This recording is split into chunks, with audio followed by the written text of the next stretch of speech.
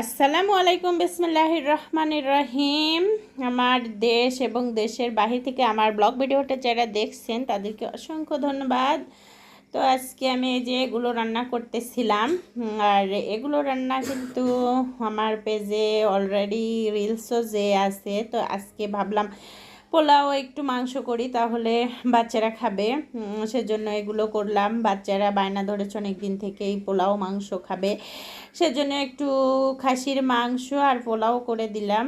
এই যে পোলাওটা অনেক সুন্দর ঝরঝরে হয়েছে।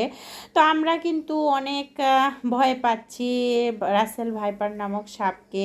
এই ভয়টা যদি আমরা আল্লাহকে করি তাহলে কিন্তু আমরা বেশি কাজের হই। তো আমরা আল্লাহ তাআলা যদি মৃত্যু লিখে রাখেন কিন্তু তাকে মৃত্যু দিয়েই দেবেন, আর যেখানেই থাকেন।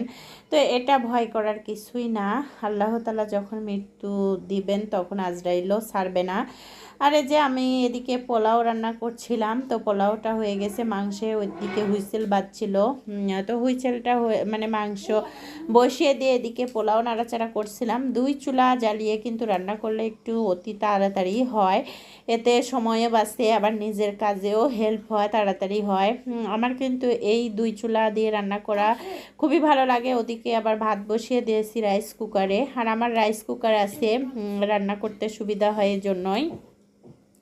তো এদিকে এই যে আমি প্রেশার কুকারটা মানে আমার বিয়ের দানে পাওয়া সেই প্রেশার কুকারে মাংস রান্না করতেছিলাম।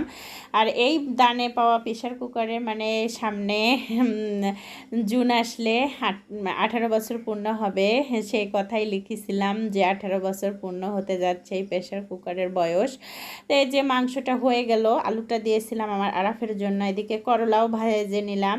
আর পুরা ভিডিওটা করলে অনেক বড় লং ভিডিও হয়ে যাবে, সেজন্য আর করলাম না। এদিকে মাংস আর এই যে করলা একসঙ্গে সুন্দর করে সাজিয়ে একটু পোলাও ভাতের সঙ্গে লেবু মানে নিয়ে আমি খেয়ে নিলাম। তো আমি একটু সাজিয়ে খেলাম, বরকে আগেই খাইয়ে দিয়েছি, নিজে খেলাম এভাবে। তো ভালোই লাগলো, খেতেও মজা হয়েছিল, খাবারগুলো অসাধারণ। তারপরে সন্ধ্যার দিকে আমি একটু লাচ্চা রান্না করব, তো বায়না করেছে সবাই লাচ্চা খাবে, সেজন্য লাচ্চা করলাম। তো এদিকে যে ছাকনাটা কিনেছি তো বনি করা হয়নি, তো আগেও করেছি কিন্তু নিজে বনি করিনি, মেয়ে করেছে, সেজন্য আমি আবার ভাবলাম যে একটু ছাকনা দিয়ে ছেঁকে দেই।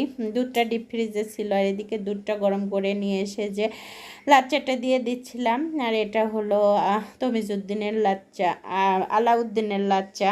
সেমাইটা খুবই সুন্দর খেতে, অনেক মানে তৃপ্তি সহকারে খাওয়া যায়। আরাপটাও খুব নাচানাচি করছিল, ও এই লাচ্চাটা খাবে, আর ও লাচ্চা খেতেও খুব পছন্দ করে। লাচ্চা, দই, মানে সেমাই সেগুলো খুব পছন্দ করে।